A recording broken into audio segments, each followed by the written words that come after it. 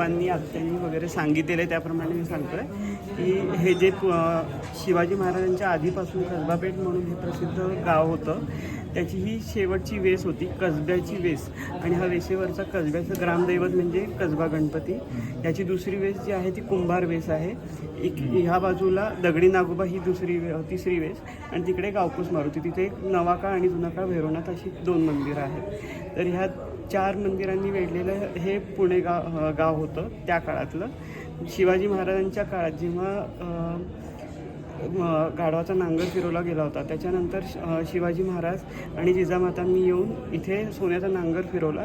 त्याच्यानंतर मग ह्या गावाचा विस्तार होत गेला.